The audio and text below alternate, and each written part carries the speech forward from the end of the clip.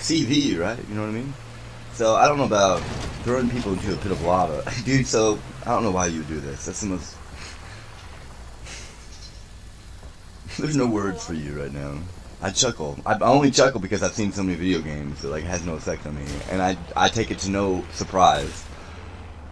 Someone somewhere along the line did this. Pretended to jump in a pool of lava. And then the other guy actually does it, not knowing. That was close. Your squad made it to the safe zone. Like I said, You're losing ground. you're a piece of shit. I don't even know what to say to you. What do you say to that? Act 3 of Julius Caesar. And probably many, more than one.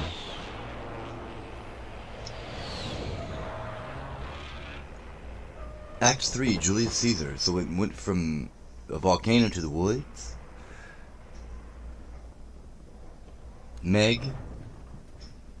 I'm pretty sure Meg had put an electric fence around the area, and so when men tried to open the door, they would get electrocuted. Like the Salem witch trials. If you go back and look through Little Women, I'm pretty sure that's what they were doing. I didn't want to mention it, but here I am now that you've thrown someone in a pit of lava. So the girls, let me repeat that. I'm pretty sure they put an electric fence around the room that they were in, so when men tried to open it, they would get electrocuted.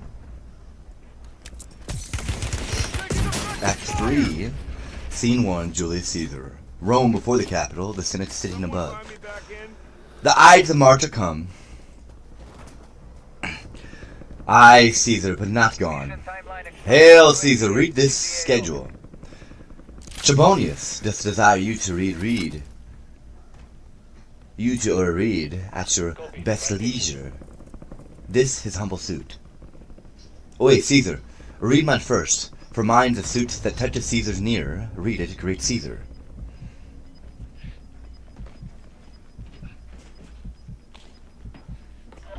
What touches us ourself shall be last served. Delay not. Caesar, read it instantly. What, is the fellow mad? Sir, good place. What urge you your petitions in the street? Come to the Capitol. I wish your enterprise today may thrive. What enterprise, Popilius? Fare you well. What said Popilius, Lenia? He wished today our enterprise might thrive after our purpose is discovered. Look how he makes to Caesar, mark him. Man, they're a little bit too stupid about it. They're being a little bit too, like, anti-persistent. You're not going to tell me anything here. I promise you, I don't know why you're doing it. I will do something about it. You can come to me. Casca be sudden, for we fear prevention. Brutus, what shall be done? If this be known, Cassius receiver never shall turn back, for I will slay myself. Cassius, be constant. Popilius, Lenia, speaks not of your purposes. For look, he smiles, and Caesar doth not change. Trebonius knows his time, for look, your Brutus, he draws Mark Antony out of the way. Where is Metellus Cimber? Let him go, and presently prefer his suit to Caesar. He's addressed. Press near and second him. Casca, you are the first that tears your hand. Are we all ready? What is now amiss, that Caesar and all his senates must redress? Most high, most mighty, and most puissant Caesar, Metellus Cimber throws before thy seat a humble heart. I must prevent thee, Cimber. These couchings and these lowly curtsies might fire the blood of ordinary men, and turn preordinance and first decree into the law of children. Be not fond to think that Caesar bears such rebel blood, that will be thawed from the true quality with that which melteth fools. I mean sweet words. Low crooked curtsies and base spaniel fawning, thy brother by decree is banished. If thou just bend and pray and fawn for him, I spurn thee like a cur out of my way. Now, no Caesar doth not wrong, nor without cause. Will he be satisfied? No. Is there no voice more worthy than my own? I sound more sweetly in great Caesar's ear for the repealing of my banished brother. I kiss thy hand, but not in flattery, Caesar, desiring thee but Publius Cimber may have an immediate freedom of repeal. What, Brutus? Pardon, Caesar. Caesar, pardon, as low as to thy foot doth Cassius fall, to beg enfranchisement for Publius Cimber. I could be well moved if I were as you. If I could pray no move, prayers would move me. But I am constant as the northern star, of whose true fixed and testing quality there is no fellow in the firmament. The skies are painted with unnumbered sparks. They are all fire, and every one doth shine. But there's but one, and all doth hold his place. So in the world 'tis furnished well with men, and men are flesh and blood, and apprehensive, yet in the number I do know but one, that unassailable holds on his rank, unshaked of motion, and that I am he. Let me a little show it, even in this, that I was constant Cimber, should be banished, and constant do remain to keep him so. Oi, Caesar, hence wilt thou lift up Olympus, great Caesar. Doth not Brutus Brutus kneel? Speak, hands for me. At two, Brute? Then fall, Caesar. Liberty, freedom! Tyranny is dead! Run hence, proclaim, cried about the streets. Some to the common pulpits and cry out, liberty, freedom, and enfranchisement. People and senators, heed not affrighted, fly not, stand still, ambition's debt is paid. Go to the pulpit, Brutus, and Cassius too, where's Publius? Here 'twas confounded with this mutiny, stand fast together, lest some friend of Caesar should chance, not talk notwithstanding. Publius, good cheer.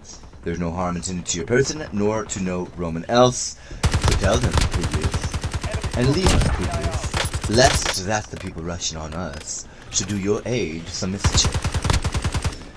Do so, and let no man abide this deed, but we, this doer. Where's Antony?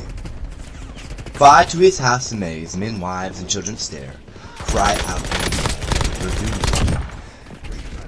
Fates, we will know your pleasures, that we shall die, and we know 'tis but the time and drawing days out that men stand upon. Why, he that cuts off 20 years of life, cuts off so many years of fear and death. Grant that, and then is death a benefit. So are we Caesar's friends, that have bridged his time of fear and death? Stoop, Romans, stoop, and let us bathe our hands in Caesar's blood up to the elbows, that best mirror our swords. Then walk before Caesar to the marketplace, and waving our red weapons over our heads, let's all cry, peace, freedom, and liberty. Stoop, then, and wash. How many ages hence shall this our lofty scene be acted o'er, in states unborn and accents yet unknown? How many times shall Caesar bleed in sport, that now on Pompey's basis lies along no worthier than the dust? So oft as that shall be, so often shall the knot of us be called, the men that gave the country liberty. What shall we forth?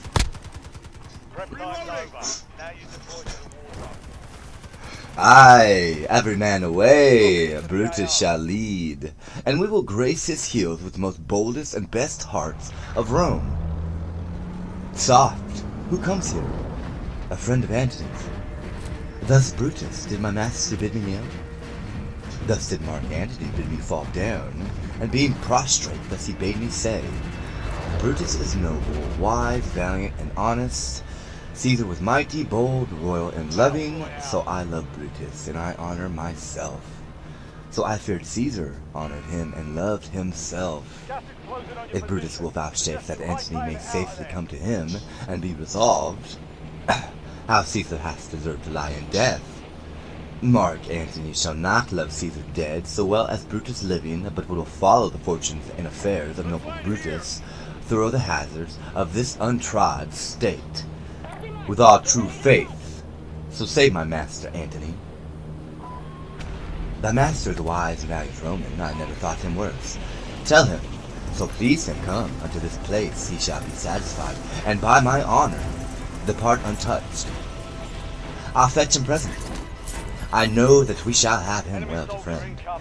I wish we may, but yet have I a mind that fears him much, and my misgiving still falls truly to the purpose.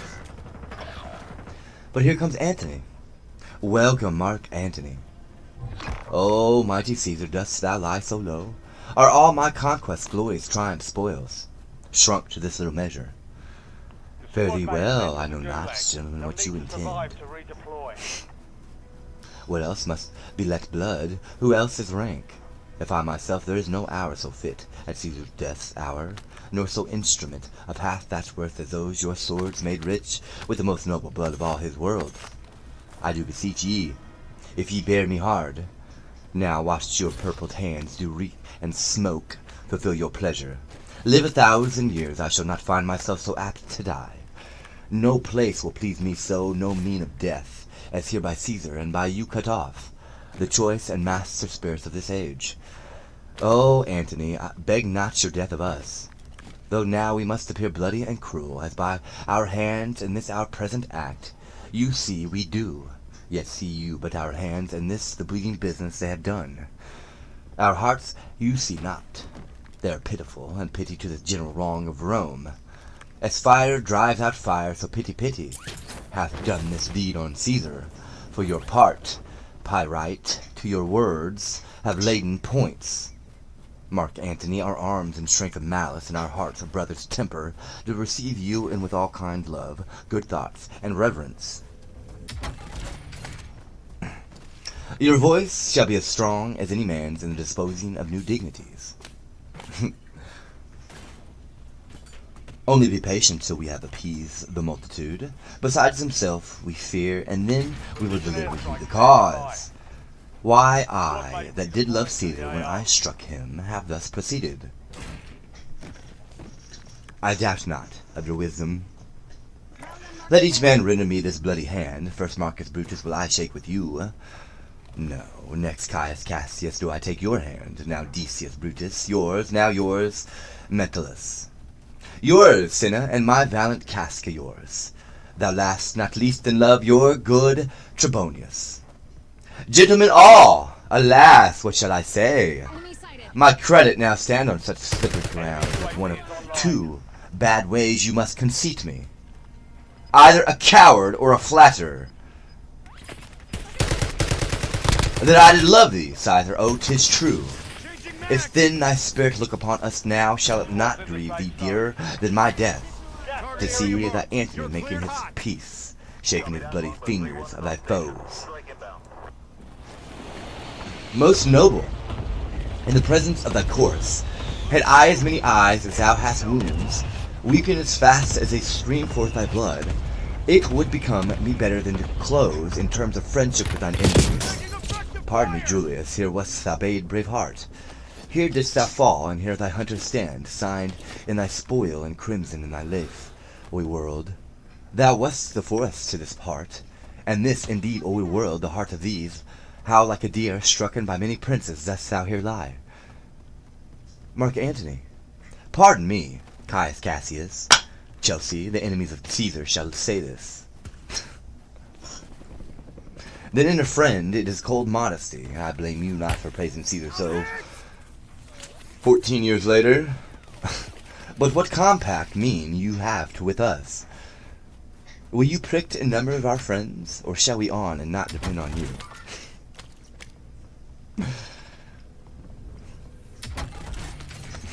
Therefore I took your hands, but was indeed swayed from the point by looking down on Caesar. Friends am I with you all, and love you all, upon this hope that you shall give me reasons why and wherein Caesar was dangerous. Or else were this a savage spectacle, our reasons are so full of good regard, that were you, Antony the son of Caesar, you should be satisfied. That's all I seek. And a moreover suitor that I may produce his body to the marketplace, and in the pulpit as become a friend, speak in the order of his funeral. You shall, Mark Antony. Brutus, a word with you.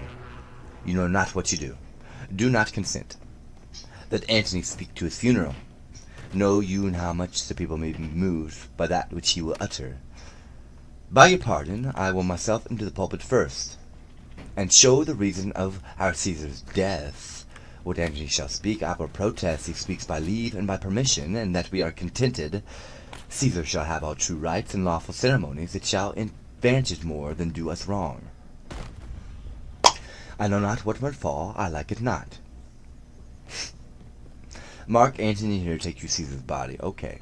You shall not in your funeral speech blame us, but speak all good. You can devise of Caesar, and say you do it by your permission. Else shall you not have any hand at all about his funeral, and you shall speak in the same pulpit whereto I am going, after my speech is ended. Be it so, I do desire no more. Prepare the body then, and follow us. Oi, pardon me, thou bleeding piece of earth, that I am meek and gentle with these butchers. Thou art the ruins of the noblest man that ever lived in the tide of times. Woe to the hand that shed this costly blood. Over thy wounds now do I prophesy, which like dumb mouths do ope their ruby lips. To beg the voice and utterance of my tongue, a curse shall light upon the limbs of men. Domestic fury and fierce civil strife shall cumber all the parts of Italy.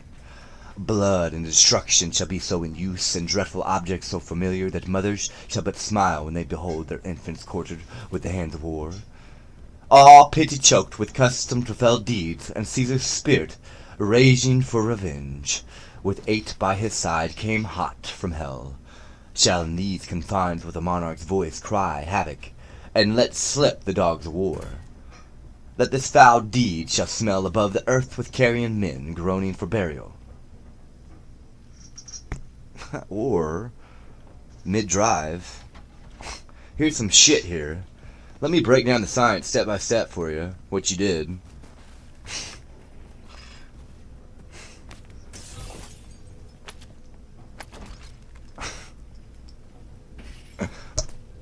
Enemy airstrike in the area. You serve Octavius Caesar, do you not? I do, Mark Antony. Caesar did right for him to come to Rome. He did receive his letters and his coming, and bid me say to you by my word of mouth. Oi, Caesar, thy heart is big. Get these apart and weep. Passion I see is catching for mine eyes. Seeing those beads of sorrow stand in thine, begin in water. Is thy master coming? He lies tonight within 7 leagues of Rome. Post back with speed, and tell him what hath chanced. Here's a morning Rome, a dangerous one. No Rome is safe from Octavius yet. It's hint to tell him so, yet stay a while. Thou shalt not back till I have ruined this corpse. To demonstrate that shall I try, in my operation how the people take the cruel issue of these bloody men, according to the which thou shalt discourse to young Octavius of the state of things. Lend me your hand. Send too the same the forum. We'll be satisfied, let us be satisfied. Then follow me, give me the audience, friends. Cassius, go into the other street, and part the numbers, those that will hear me speak. Let them stay here. Oh, how now. Those that will follow Cassius go with him. Nay, and public reason shall be rendered of Caesar's death. I will bid you to speak. I will hear Cassius and compare the reasons, whensoever we hear them rendered. The noble Brutus is ascended silence. Be patient till the last. Romans, countrymen, and lovers, hear me for my cause, and be silent, that you may hear, believe me for my honor, and have respect to my honor, that you may believe. Censure me in your wisdom, and awake your senses, that you may the better judge. If there be any in this assembly, any dear friend of Caesar's, to him I say that Brutus' love to Caesar's was no less than his. I see the light. If then that friend demand why Brutus rose against Caesar, this is my answer. Not that I love Caesar less, but that I love Rome more. Had you rather Caesar were living and die all slaves than that Caesar were dead, to live all free men? As Caesar loved me, I weep for him. He was fortunate. I rejoice at it. As he was valiant, I honor him, but as he was ambitious, I slew him. There is tears for his love, joy for his fortune, honor for his valor, and death for his ambition. Who is here so base that would be a bondman? If any speak for him, have I offended? Who is here so rude that would not be a Roman? If any speak for him, have I offended? Who is here so vile that will not love his country? If any speak for him, have I offended? I pause for a reply. None, Brutus, none. Then none have I offended. I have done no more to Caesar than you shall do to Brutus. The question of his death is enrolled in the Capitol, his glory not extenuated, wherein he was worthy, nor his offenses enforced, for which he suffered death.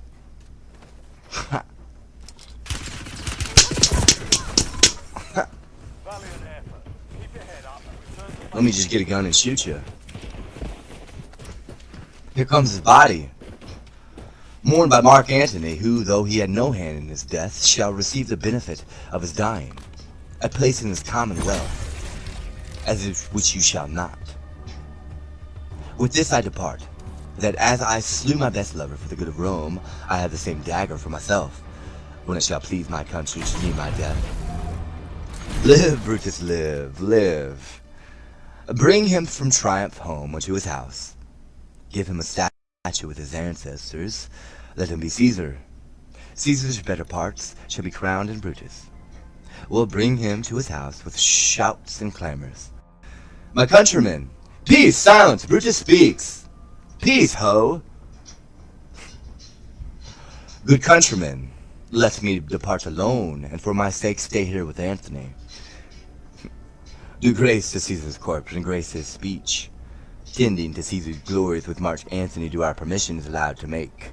I do entreat you, not a man depart, save I alone till Antony have spoke.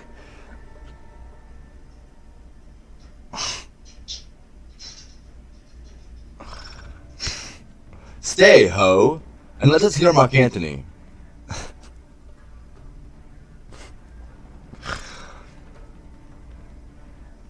Let him go into the public chair. We'll hear him, noble Antony. Go up.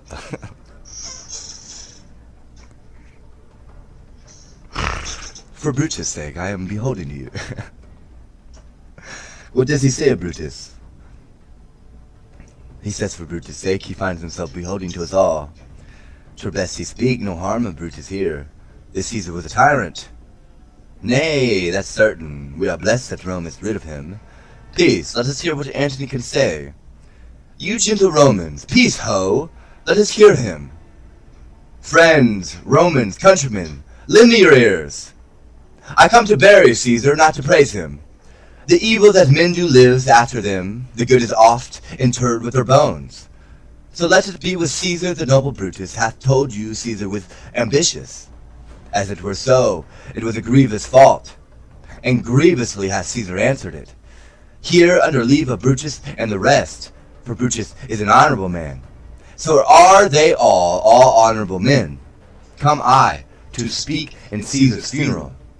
He was my friend, faithful and just to me. And Brutus says he was ambitious, and Brutus is an honorable man. He hath brought many captives home to Rome, whose ransoms did the general coffers fill. Did this in Caesar seem ambitious? When that the poor have cried, Caesar hath wept. Ambition should be made of sterner stuff, yet Brutus says he was ambitious, and Brutus is an honorable man. You all did see that on the Lupercal I thrice represented him a kingly crown. Get him out. Which he did thrice refuse. Was this ambition? Yet Brutus says he was ambitious, and sure, he is an honorable man. I speak not to disprove what Brutus spoke, but here I am to speak what I do know. You all did love him once, not without cause. What cause withhold you then to mourn for him? O judgment, thou art fled to Brutus, beast. And when men have lost their reason, bear with me.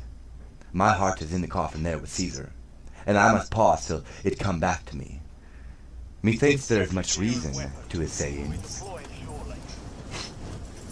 If thou consider rightly of the matter, Caesar has had great wrong. Has he, masters?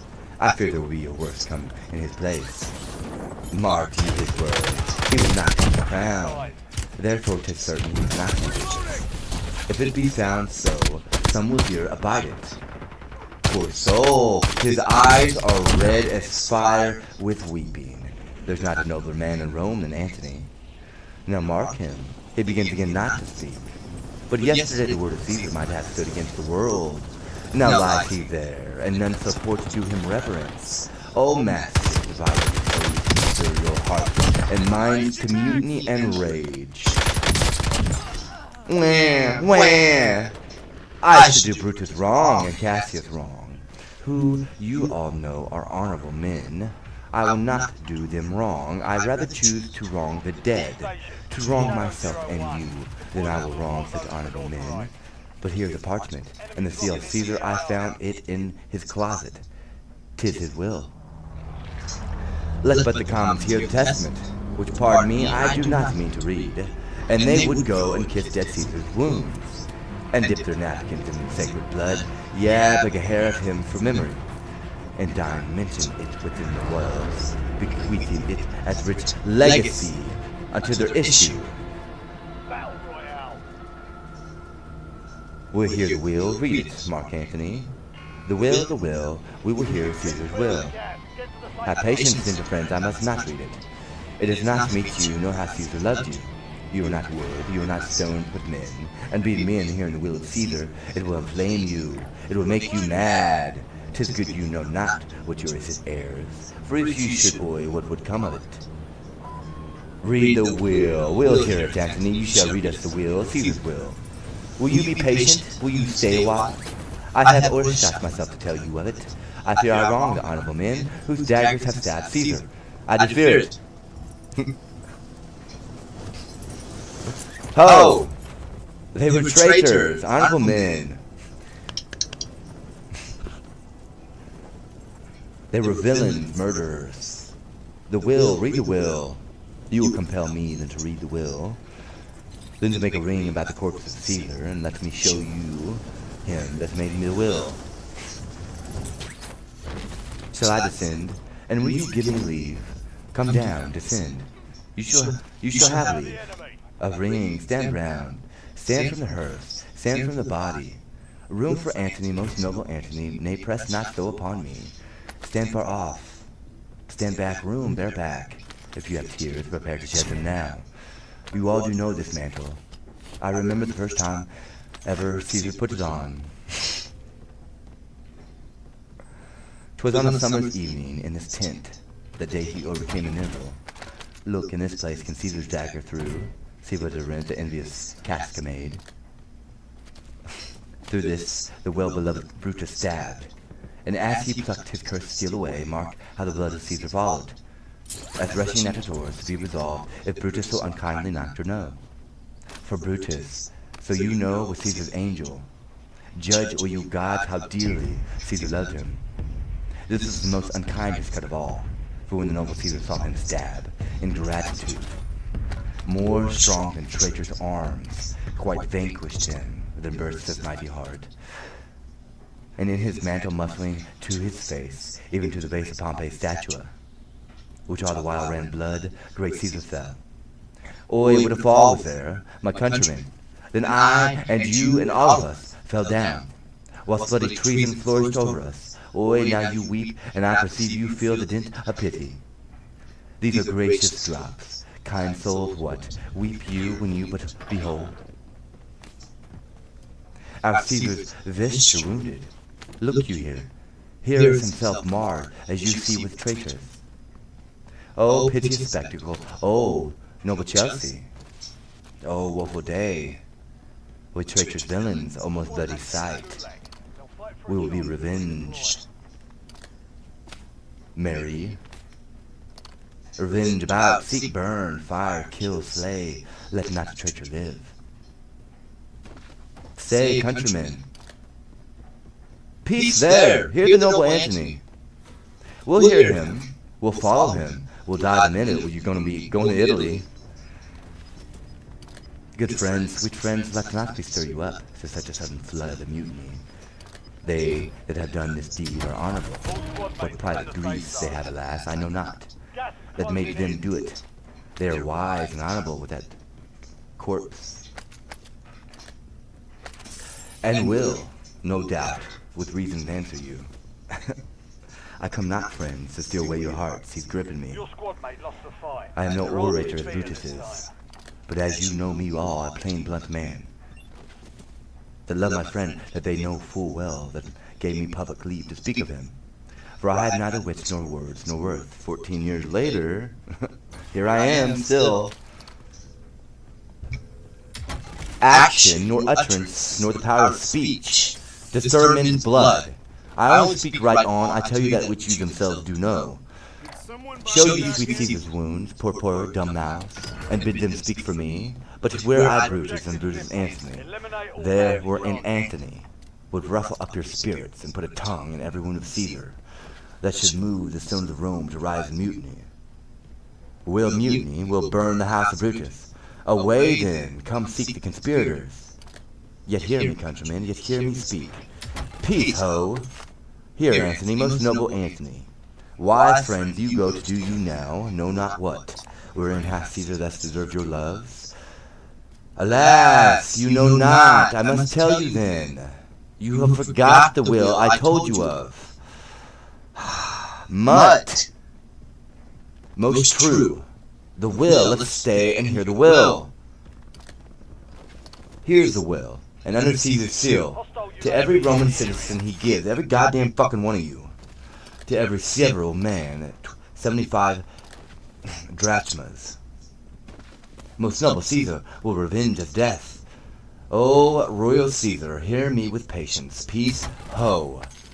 Moreover, he hath left you all his walks, his private arbors, and his new planted orchards. On this side Tiber he hath left them you, and to your heirs forever. Common pleasure to walk abroad, and to recreate yourselves. Here was a Caesar, when comes such another. Never, never. Come away, away, will burn his body in the holy place. And with his brand fire the traitors' houses, take up fire. Go fetch fire, pluck down benches, pluck down forms, windows, anything. Now let it work, mischief thou art afoot. Take thou what course thou wilt. How now, fellow? Sir Octavius is already come to Rome. Where is he? He and Lepidus are at Caesar's house, and thither will I straight visit him. He comes upon a wish. Fortune is merry, and in this mood will give us anything. I heard him say Brutus and Cassius are rid like madmen through the gates of Rome. Belike they had some notice of the people, how I had moved them, bring me to Octavius. Scene 3. The same street. I dreamt tonight that I did feast with Caesar, and things unlikely charged my fantasy. I had no will to wander forth to doors, yet something leads me forth. Mutt! What is your name? Whither are you doing? Where do you dwell? Are you a married man or a bachelor? Answer every man directly. Aye, and briefly. Aye, and wisely. Aye, and truly. You are best. What is my name? Whither am I going? Where do I dwell? Am I a married man of a bachelor? Then to answer every man directly, briefly, wisely, and truly, wisely I say I am a bachelor. That's as much as to say they are fools that marry. You'll bear me a bang for that, I fear. Proceed it directly. Nay. Directly I'm going to Clayton's funeral. As a friend or an enemy? As a friend. That matter is answered directly. For your dwelling briefly, I dwell by the capital. Your name, for truly, truly, my name is Cinna. Tear him to pieces. He's a conspirator. I am Cinna the poet. I am Cinna the poet. Tear him for his bad verses. Tear him for his bad verses. I am not Cinna the conspirator. It is no matter, his name's Chelsea. Stick but his name out of his heart, and turn him going. Tear him, come, brands ho!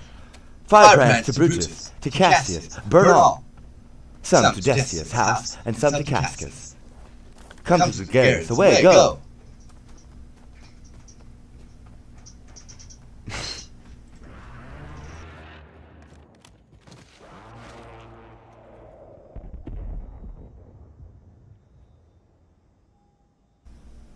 Alright, Act 4. Julius Caesar. Scene 1. Rome, a room in Antony's house. Octavius! Excuse me. These many then shall die, their names are pricked. Your brother too must die. Consent you, Lepidus? I do not consent. Prick him down, Antony. Upon condition Publius shall not live. Who is your sister's son, Mark Antony? He shall not live. Look, with a spot, I damn him. But Lepidus, go you to Caesar's house. Fetch the will hither, and we shall determine how to cut off some charge and legacies.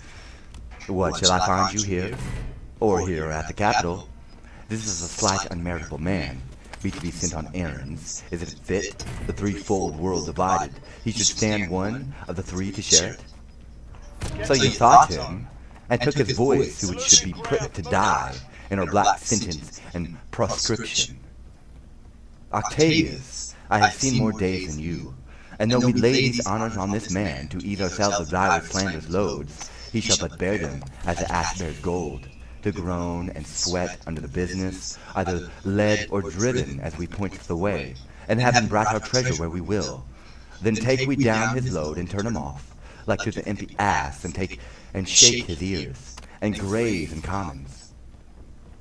You may do your will, but he's a tried and valiant soldier. So is my horse, Octavius, and for that I do appoint him store of provender. It is a creature that I teach to fight, to win, to stop, to run directly on. His corporal motion governed by my spirit, and in some taste is Lepidus but so. He must be taught, and trained, and bid go forth. A barren-spirited fellow, one that feeds in abject orts, in imitations, which out of use and sought by other men, begin his fashion. Do not talk of him, but as a property. And now, Octavius, listen at great things, Brutus and Cassius, our living powers. We must straight make head. Therefore let our alliance be combined, our best friends made, and our best means stretched out. Nay, you're stupid, and let us presently go sit in council. Nay, how covert matters may be best disclosed, in open perils first answered. Let us do so, for we are at the stake, and bait about with many enemies, and some that smile have in their hearts, I fear, millions of mischief. I'm waiting on you. You can come around back any time. Scene 2. Camp near Sartus before Brutus' tent. Stand, ho! Give the word, ho! And stand! What now, Lucilius? Is Cassius near? He is at hand, and Pindarus is come to do you salutation from his master. He greets me well. Your master Pindarus is his own change, or I, ill officers, hath given me some worthy cause to wish things done undone. But if he be at hand, I shall be satisfied. I do not doubt but that my noble master will appear such as he is, full of regard and honor he is not. A word, Lucilius, how he received you, let me be resolved. With courtesy and with respect enough, but not with such familiar instances, not with such free and friendly conference as he hath used of old. Thou hast described a hot friend cooling. Ever note, Lucilius, when love begins to sicken and decay? It uses an enforced ceremony. There are no tricks in plain and simple faith, but hollow men like horses hot at hand. Make gallant show and promise of their mettle, but when they should endure the bloody spur, they shall fall, their crests, and like deceitful jades, sink from the tribe, comes on the arm. They meet this night in Sardis to be quartered. The greater part, the horses general, are come with cattle. Hark, he's arrived! March, gently armed, to meet him. Stand, ho! Stand, ho! Speak the word long. Stand, stand, stand! Most noble brother, you have done me wrong. Judge me, you gods. Wrong I my enemies, and if not so, how should I wrong a brother? Brutus is so reformed you'll hide the wrongs, and when you do them, Cassius be content. Speak your grief softly. I do know you well. Before the eyes of both our armies here, which should perceive nothing but love from us, let us not wrangle, bid them move away. Then in my tent, Cassius and large grief, and I will give you audience. Pindarus, bid our commanders lead your charges off, a little from this ground. Lucilius, you the like, and let no man come to our tent till we have done our conference. Let Lucius and Tintinius guard our door. Scene 3. Within the tent of Brutus. That you have wronged me doth appear in this. You have condemned and noted Lucius Pella for taking bribes. Here are the sergeants. Were in my letters, praying on this side, because I knew the men were slighted off. Did I? Did I lock it? You wronged yourself to write in such a case. In such a time as this, it is not meet that every nice offense should bear his comment. Let me tell you, Cassius, you yourself are much condemned to have an itching palm. I know myself to sell in March your offices for gold to undeserves.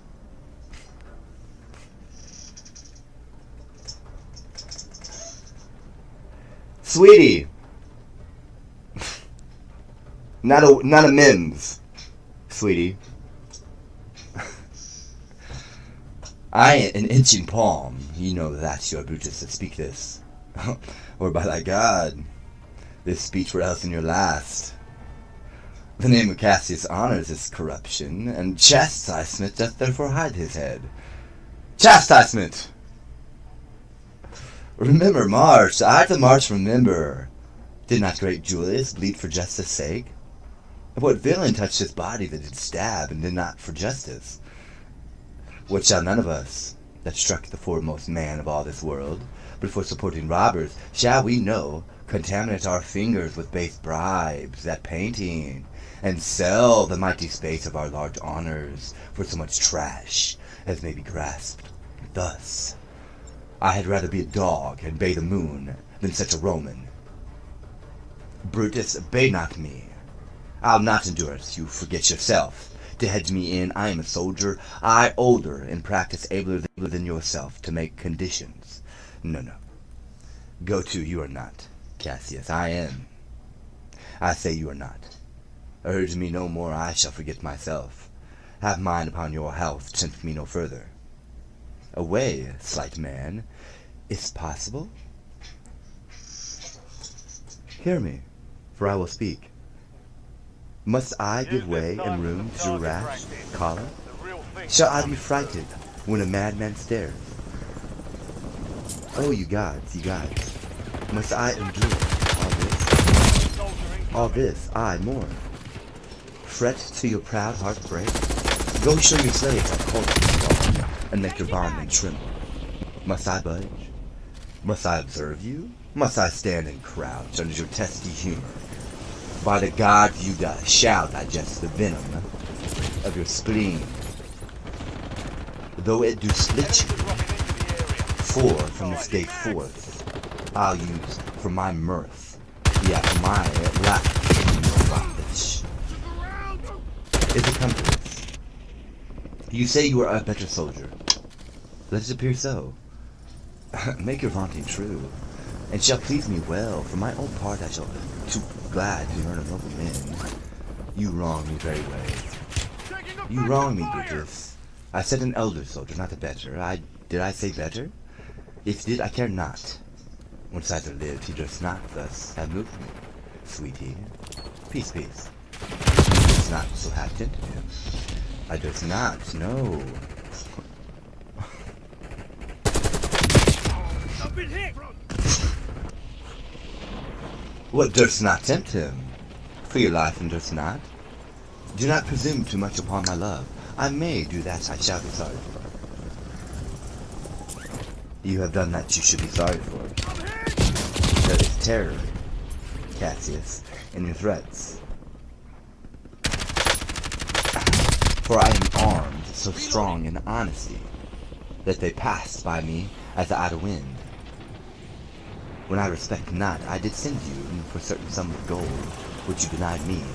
For I can raise no money by vile means, by heaven. I had rather coin my heart, and drop my blood for drachmas, than to wring from the hard hands of peasants servile trash, by any indirection. I did send to you for gold, to pay my legions, which you denied me. Was that done like Cassius? Should I have answered Caius Cassius so? When Marcus Brutus rose so covetous to lock such rascal counter from his friends, be ready, God, with all your thunderbolts, dash him to pieces. I denied you not. You did. I did not. He was but a fool that brought me unto battle. Brutus hath rived my heart. A friend should bear his friend's infirmities. What Brutus makes my greater than they are. I do not. Till you practice them on me. You love me not. I do not like your faults.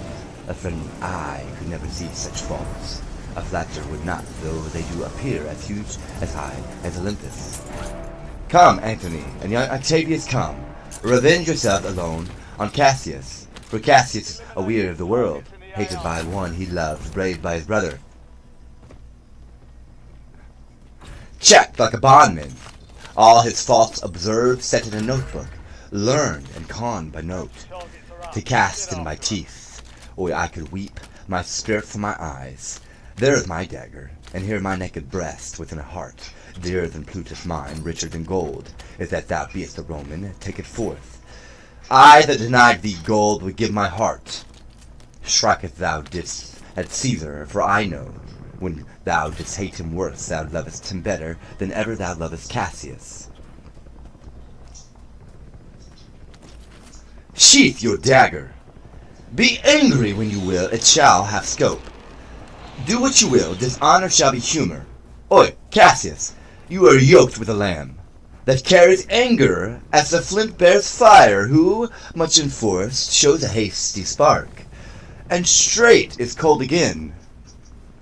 Hath Cassius lived to be much mirth and laughter to his Brutus, when grief and blood ill-tempered vexeth him? When I spoke that I was ill-tempered, too. Do you confess so much? Give me your hand and my heart, too. Oi, Brutus. What's the matter? Have you not love enough to bear with me? When that rash humor which my mother gave me makes me forgetful. Yes, Cassius, and from henceforth, when you are over earth with your Brutus, he'll think your mother chide and leave you. So? Let me go in to see the generals. There in some grudge between 'em, 'tis not meet they be alone. You shall not come to them. Nothing but death shall stay me. How now? What's the matter? For shame, you generals. What do you mean? Love and be friends as two such men should be, for I have seen more years, for sure, than ye. Ha ha! How vilely doth the cynic rhyme. Get you hence, sirrah? Saucy fellow, hence. Bear with him, Brutus, 'tis his fashion. I know his humor, knows his time. What should the words do with these jigging fools? Companion, hence. Away, be gone. Lucilius and Titinius, bid the commanders prepare to lodge their companies tonight. And calm yourself, and bring Masala with you immediately to us. Lucius, a bowl of wine. I did not think you could have been so angry. Oi, Cassius, I am sick of many griefs. Of your philosophy you make no use. You give place to accident evils. No man bears sorrow better. Portia is dead. Ah, Portia, she is dead. How escaped I killing when I crossed you so? Oi, unsupportable and touching loss. Upon what sickness? A patient of my absence and grief that young Octavius with Mark Antony have made themselves so strong. For with her death the tidings came, with which she fell distract, and her attendants absent swallowed fire, and died so? Even so, O ye mortal gods. Speak no more of her. Give me a bowl of wine. In this I bury all unkindness, Cassius. My heart is thirsty for that noble pledge. Fill, Lucius, till the wine, or o'erwell the cup. I cannot drink too much of Brutus's love. Success means redeployment. Come in, means Titinius. elimination. Welcome. Good messels. Now sit we close about this tapir here, and call in question our necessities. Portia, art thou gone? No more, I pray. Messala, I gave here received letters that young Octavius and Mark Antony come down upon us with a mighty power, bending their expedition towards Philippi. Myself have letters up to the self-Sims tenure, with what addition? That by proscription and bills of outlawry, Octavius Antony and Lepidus have put to death 100 senators. Therein our letters do not well agree. Mine speak of 70 senators that denied by their prescriptions, Cicero being none. Cicero one? Cicero is dead, and by that order of proscription, had you and your letters from your wife, my lord? No, Messala. Nor nothing in your letters writ of her? Nothing, Messala. That, methinks, is strange. Why, ask you? Hear you aught of her in yours? No, my lord. Now, as you are a Roman, tell me true. Then like a Roman bear the truth I tell, for certain she is dead, and by strange manner. Why, farewell, Portia, we must die Messals. With meditating that she must die once, I have the patience to endure it now. Even so great men great losses should endure.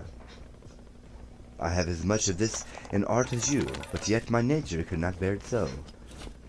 But were our work alive, what do you think? Or marching to Philippi presently? I do not think it good. Your reason? Think, is it? 'Tis better that the enemy seeks us.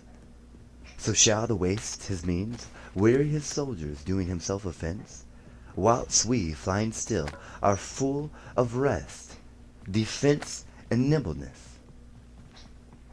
A good reason must of force give place to better. The people twixt Philippi and the ground do stand but in forced affection. For they have grudged us contribution.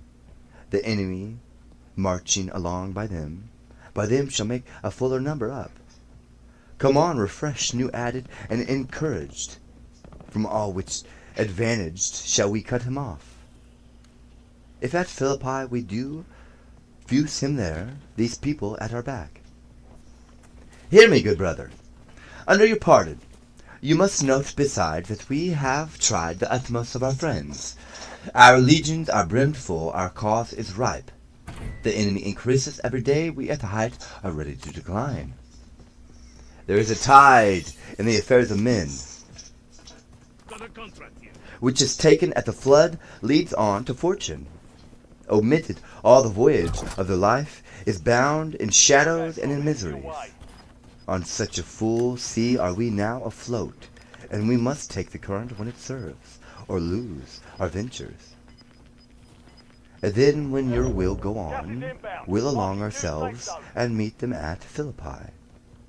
The deep of night is crept upon our talk, and nature must obey necessity, which we will niggard with a little rest. There is none more to say. No more, good night. Early tomorrow will you rise, and hence, Lucius. My gown, farewell, good Messala. Good night, Titinius, noble Cassius, good night, and good repose, Medusa. Oi, my dear brother, this was an ill beginning of the night.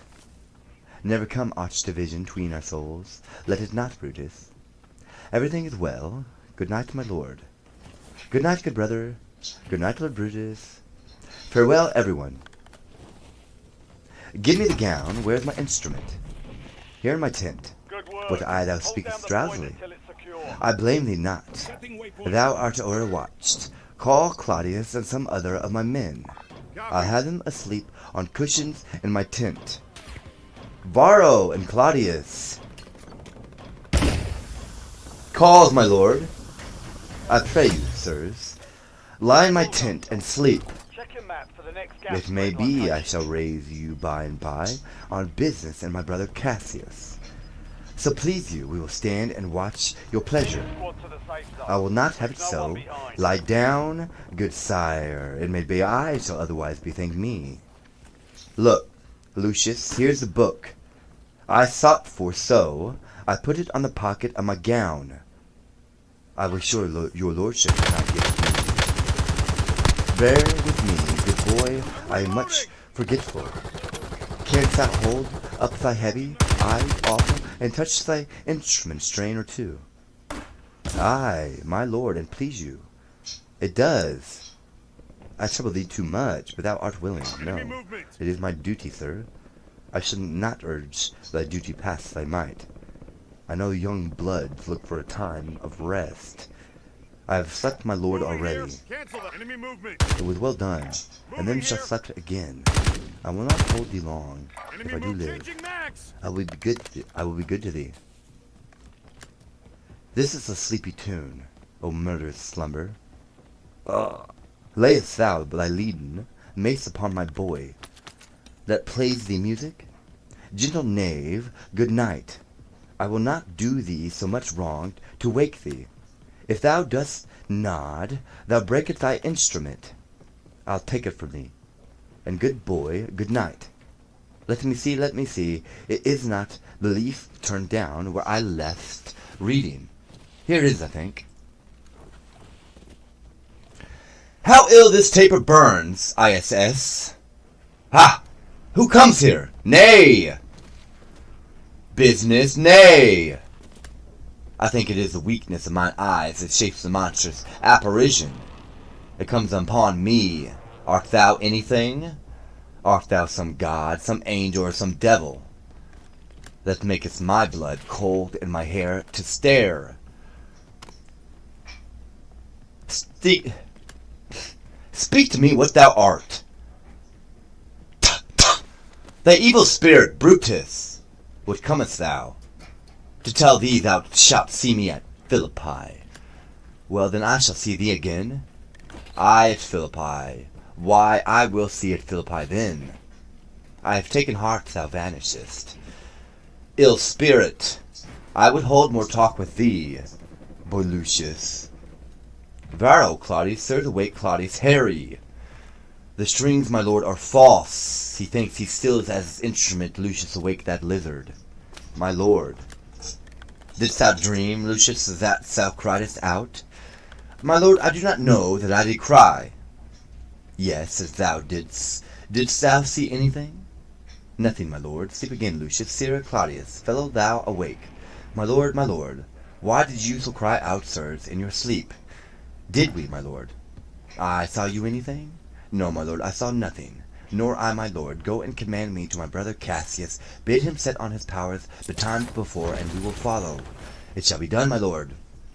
Oh, the Commonwealth. So the law goes, so if you're with, say if two spouses live with each other, but they aren't married. So basically, if they do that for over 7 years, the state will come in and force them to get married. All right, state that has been with me for over 37 years. I am your king. Commonwealth. They've mentioned that before. I can't believe I didn't remember that. So I would be the king here. But I mean, that's the Commonwealth. 7 years. After 7 years of living with each other without ever actually being married. It's basically like, so you can't cheat the system. They force you to get married. Because there are laws that go with being married. Like taxes and such, so forth. You know, the IRS would be my father's initials. How long has that been around? So the Commonwealth here, I would technically, you know, by law, be the heir to the throne. I don't know what that is. So, first of all, the lizard. Now it's turned to Harry. They're given the same look. Those two are connected. Now, furthermore, let me say this. With this arc, you have put thoughts in there that do not belong with this glass right here. You're using this glass. I could break it, but I'm not gonna. It's my home, but it's not my home. You know what I mean? I'm not gonna break this. You're using this glass right here to do it. Whether through Italy or through the army base. Or wherever in Europe it may be. Africa, Asia. But Harry, it's basically the lizard. Harry's basically looking down like this, bent, and In his peripheral, he's looking to the right. He's young. He has no beard. He's in his red attire. In the background, it's completely dark. I'm pretty sure he's down in like a dungeon. However, it reminds me now of the lizard that I have foresaid mentioned. Those two are connected. And now that I see that, you have put thoughts there that do not belong. Or you have concealed a device.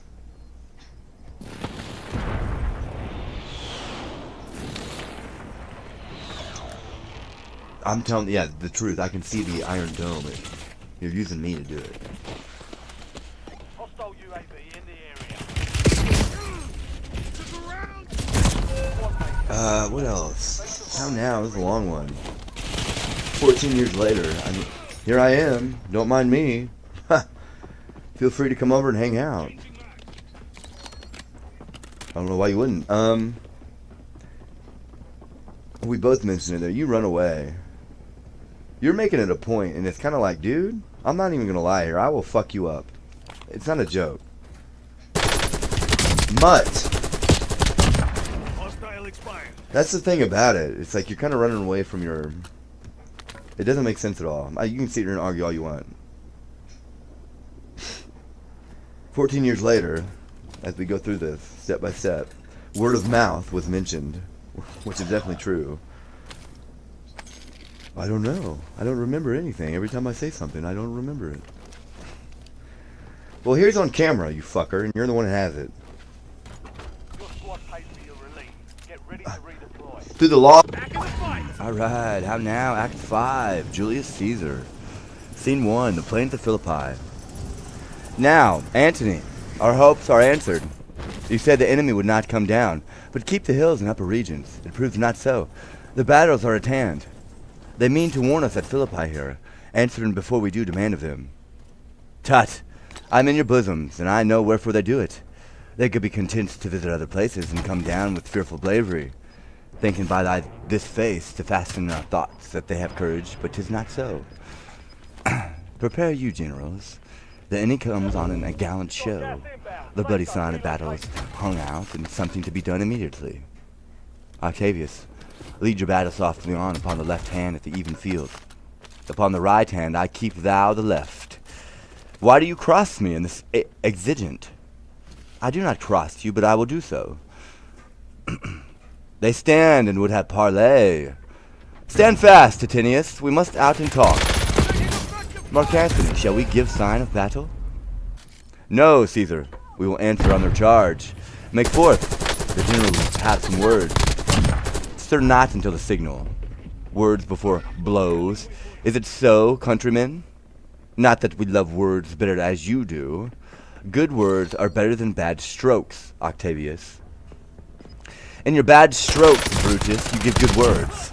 Witness the whole till you made in Caesar's heart, crying, long live hail Caesar. Antony, the posture of your blows are yet unknown, but for your words, they rob the Hybla bees, and leave them honeyless. Not stingless too. Oh yes, and soundless too, for you have stolen their buzzing. Antony, and very wisely threat before you sting. Villains, you did not so when your vile daggers hacked one another in the sides of Caesar. You showed your teeth like apes and fawned like hounds, and bowed like bondmen kissing Caesar's feet. Whilst damned Casca, like a cur behind, struck Caesar on the neck. Oh, you flatterers. Flatterers, now Brutus, think yourself, this tongue had not offended so today, if Cassius might have ruled. Come, come, the cause. If argue and make us sweet, the proof of If argue and make us sweat, the proof of it will turn to redder drops. Look, I draw a sword against conspirators. When think you that the sword goes up again? Never till Caesar's 33 wounds will be avenged, or till another Caesar have added slaughter to the sword of traitors. Caesar, thou canst not die by traitors' hands unless thou bringest them with thee. So I hope I was not born to die on Brutus' sword. Or if thou wert the noblest thy strain. Young man, thou couldst not die more honorable. A peevish schoolboy, worthless of such honor, joined with a masker and a reveler. Old Cassius still. Come, Antony, away! Defiant traitors hurl me in your teeth. If you dare fight today, come to the field. If not, when you have stomachs, why now, blow winds, swell billow, and swim bark. The storm is up and all is on the hazard. Get to the new safe. Ho! Lucilius, hark, a word with you. My lord. Masala, what says my general? Masala, this is my birthday. At this very day was Cassius born. Give me thy hand, Masala. Be thou my witness that against my will, as Pompey was, am I compelled to set upon one battle at our liberties? You know that I had Epicurus strong, and his opinion. Now I change my mind and partly credit things that do presage. Coming from Sardis, on our former incline, 2 mighty eagles fell, and there they perched, gorging and feeding from our soldiers' hands. Who to Philippi here consorted us, this morning are they fled away and gone. And in their head do ravens, crows, and kites fly o'er our heads, and downward look on us. A canopy most fatal, under which our army lies, ready to give up the coast. Believe not so. I believe it partly, for I am fresh of spirit and resolve to meet all perils very constantly. Even so, Lucilius. Now, most noble Brutus, the gods today stand friendly, that we may, lovers in peace, lead our days to age. But since the affairs of men rest still uncertain, let's reason with the worst that may befall. If we do lose this battle, then is this the very last time we shall speak together? What are you then determined to do? Even by the rule of that philosophy for which I did blame Cato for the death which he did give himself, I know not how, but I do find it cowardly and vile.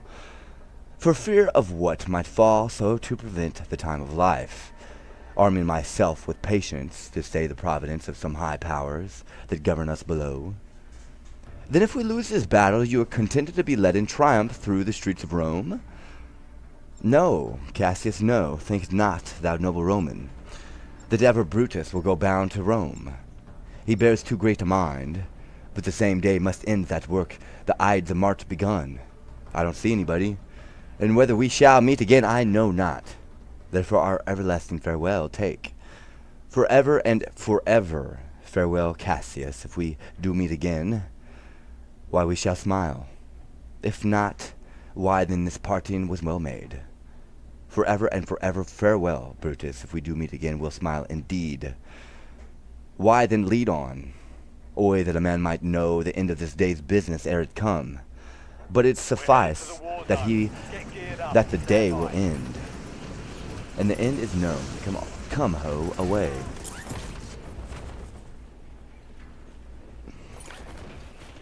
Scene 2, the same, field of battle.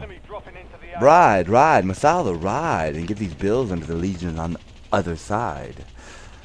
Let them set on once, for I perceive but cold demeanor in Octavius's wing, and sudden push gives them the overthrow. Ride, Masala, let them all come down. You almost had me. Scene 3, another part of the field. Oi, look, Titinius, look, the villains fly, myself up to my own turned enemy. This ensign here of mine own was turning back. I slew the coward and did take it from him. Oi, Cassius, Brutus gave the word too early, who having some advantage on Octavius took it too eagerly. His soldiers felt the spoil, whilst we by Antony are enclosed. Fly further off, my lord, fly further off. Mark Antony is in your tents, my lord. Fly therefore, noble Cassius, fly far off. This hill is far enough. Look, Titinius. Are those my tents where I perceive the fire? They are, my lord. Titinius, if thou lovest me, man, thou, my horse, and hide thy spurs in him, till we have brought thee up to yonder troop, and here again that I may rest assured whether yonder troops are friend or enemy. I will be here again, even with a thought. Go, Pindarus, go hither on that hill, my sight was ever thick. Regard Titinius, and tell me what thou knowest about the field. This day I breathe first, time has come round, and where I did begin, there shall I end. My life has run his compass. Sarah, what news? Oi, my lord, what news? Titinius is enclosed round about with horsemen that makes to him on the spur, yet he spurs on, now that they are almost on him. Now, Titinius, now some light. Oi, he lights too. He's tame. They shout for joy. Come down, behold no more. Oi, coward that I am, to live so long, to see my best friend ta'en before my face. Come hither, Sirrah. In Parthia did I take 3 prisoner, and then I swore thee, saving thy life, that whosoever I did bid thee do, thou shouldst attempt it. Come now, keep thine oath. Now be a freeman, and with this good sword that ran through Caesar's bowels, search this bosom. Stand not to answer. Here, take thou the hilts, and when my face is covered, as 'tis now, guide thou the sword. Caesar.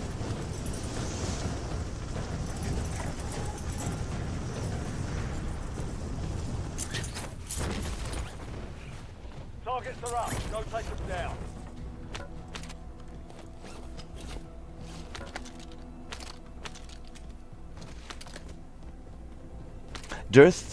I have done my will, O Cassius, far from this country Pandarus shall run, where never Roman shall take note of him. It is but change, Titinius, for Octavius is overthrown by noble Brutus' power, at Cassius' legions are by Antony. These tidings will well comfort Cassius. Where did you leave him? At disconsolate? With Pandarus his bondman on the hill? Is not that he that lies upon the ground? He lies not like the living, nor in my heart. Is not that he? No, this was he, Messala, but Cassius is no more, O setting sun. As in thy red rays thou dost sink tonight, so in his red blood Cassius' day is set. The sun of Rome is set, our day is gone. Clouds, dews, and dangers come, our deeds are done. Mistrust of my success hath done this deed. Mistrust of good success hath done this deed, O hateful error, melancholy's child. Why dost thou show to the apt thoughts of men the things that are not? O terror, soon conceive thou never comest to a happy birth, but kill another in danger thee. What Pindarus? What art thou, Pindarus? Seek him, Titinius, whilst I go to meet the noble Brutus, thrusting this report into his ears. I may say thrusting it, for piercing steel and darfs. Envenomed shall be as welcome as the ears of Brutus' tidings of this sight. Ha! You can kill them all. Hi, you Messala, and I will seek for Pandarus the while. Why didst thou send me forth, brave Cassius? Did I not meet thy friends, and did not they put on my brows this wreath of victory? Nay, and bid me give it thee. Didst thou not hear their shouts? Alas, thou hast misconstrued everything. But hold thee. Take this garland on thy brow. Thy Brutus hid me give it thee, and I will do this bidding. Brutus, come apace, and see how I regarded Caius Cassius.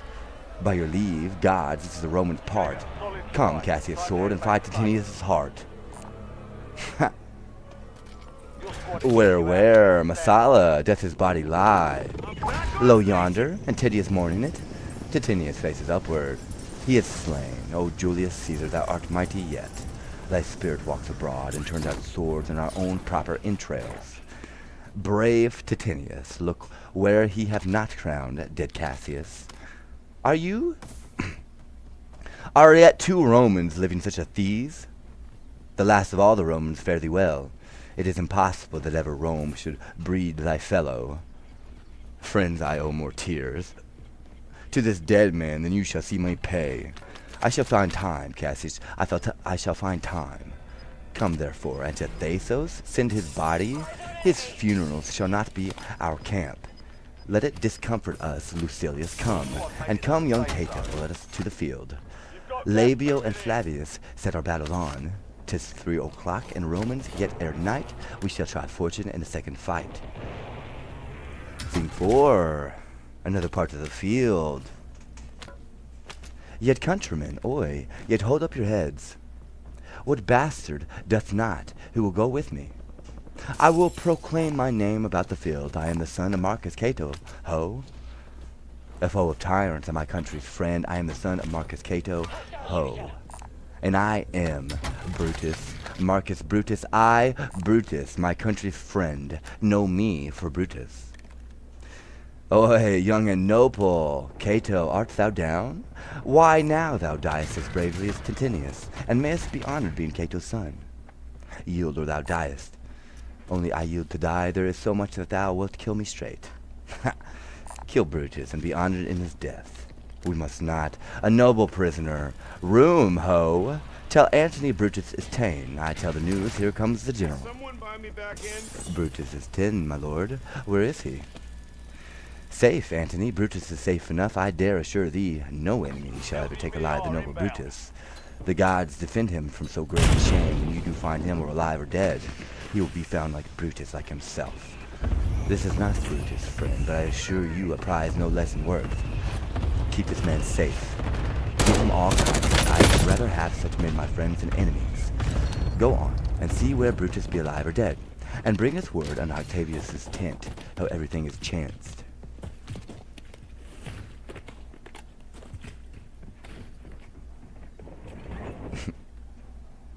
Scene 5, another part of the field. Come, poor remains of friends rest on this rock. Satilius showed the torch light, but my lord, he came not back. He is or ta'en or slain. Sit thee down, Cletus. Saying is a word, it is the deed in fashion. Hark thee, Cletus. Why I, my lord? No, not for all the world. Peace then, no word. I'll rather kill myself. Hark thee, Cardanius. Shall I do such a deed? O Dardanius, O Clitus, what our request did Brutus make to thee? To kill him, Clitus. Look, he meditates. Now is a noble vessel full of grief, that it runs over even at his eyes. Come hither, good Voluminous, list a word. What says my lord? Why this, Volumnius? The ghost of Caesar hath appeared to me several times by night at Sardes once. And this last night here in Philippi field, I know my hour is come. Not so, my lord. Nay, I am sure it is. Volumnius, thou seest the world. Volumnius, how it goes. Our enemies have beat us to the pit. It is more worthy to leave in ourselves than tarry till they push us. Good Volumnius, thou knowest that we two went to school together. Even for that our love of old, I prithee, how thou my sword hilts while I run on it. That's not an office for a friend, my lord. Fly, fly, my lord, there is no tarrying here. Farewell to you, and you, and you, Volumnius. Strato, thou hast been all this while asleep. Farewell to thee, too, Strato. Countrymen, my heart doth joy that set in all my life I found no man but he was true to me. I shall have glory by his losing day, more than Octavius and Mark Antony by the vile conquest shall attain unto. So fare you well at once, for Brutus' tongue hath almost ended his life's history. Night hangs upon my eyes, my bones would rest that have but labored to attain this hour. Fly, fly, fly. Fly, my lord, fly, hence I will follow. I prithee, Strato, say thou by the Lord. Start a fellow of a good respect. Thy life hath some snatch of an honour in it. Hold then my sword, and turn away thy face, while I do run upon't. Wilt thou, Strato? Give me your hands first. Fare you well, my lord. Farewell, good Strato. I killed not thee with half so good a will. What man is that? My master, man, Strato. Where is thy master? Freed from the bondage you are in, Messala. The conquerors can but make a fire of him, for Brutus only overcame himself, and no man else had honor by his death. So Brutus should be found. I thank thee, Brutus.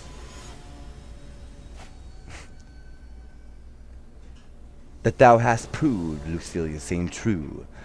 All that serve Brutus, I will entertain them. Fellow, wilt thou bestow thy time with me? Aye, if Messala would prefer me to do so, good Messala. How died my master, Strato? I held the sword, and he did run it. Octavius, then take him to follow thee, that did the latest service to my master. That was the noblest Roman of them all. All the conspirators, save only he, did that they did in envy of great Caesar. He only, and in a general honest thought and common good to all, made one of them. His life was gentle, and the element so mixed in him that nature might stand up and say all to the world, this was a man. According to his virtue, let us use him with all respect and rites of burial within my tent, his bones tonight shall lie, most like a soldier ordered honorably to call the field to rest, and less away, to part the glories of this happy day.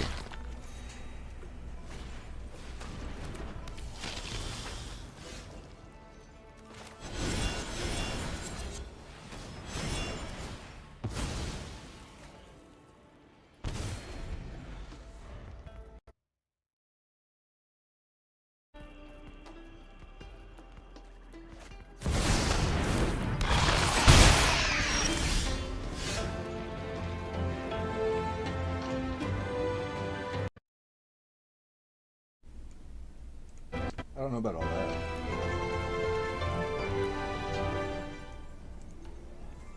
I'm pretty sure you can feel his vibration. It's definitely him. You're definitely sending some vibes. I don't know if he's in Italy, if he's sitting here with me. That's the thing about it.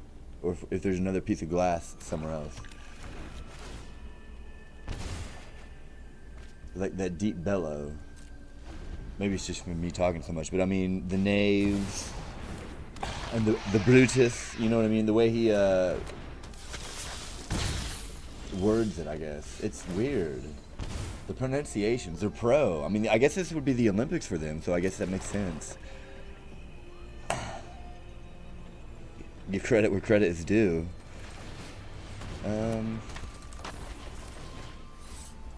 Not a fan here. I'm not feeling it.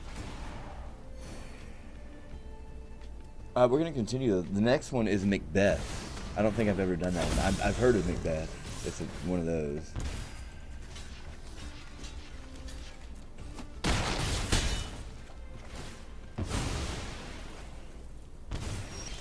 Some attachments in the backyard. That makes me... Dude, that's crazy.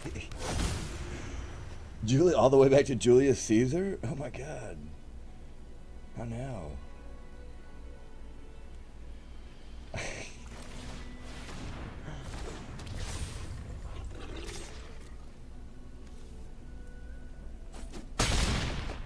There he is, the pit lord. To the pit. It was a pleasure. This will not be the last time we see each other. I will be back. We'll dissect it word for word. I have multiple versions, you know, how they go together, how this works exactly. The laws of gravity, now that we get into this. Hi, how are you? My name's on the earth itself. Here we are with Julius Caesar. Macbeth, so the kings. I guess this would be one of the kings or queens. I can't figure this out. They kind of hint back and forth. I think it's both like written together, kind of as they can, you know, as they travel, probably, like a notebook. The wives and husbands, the princes, they kind of hint at that back and forth. He is everyone. So let me continue Macbeth. I have to read it one step at a time. I don't have it recorded. So, adieu.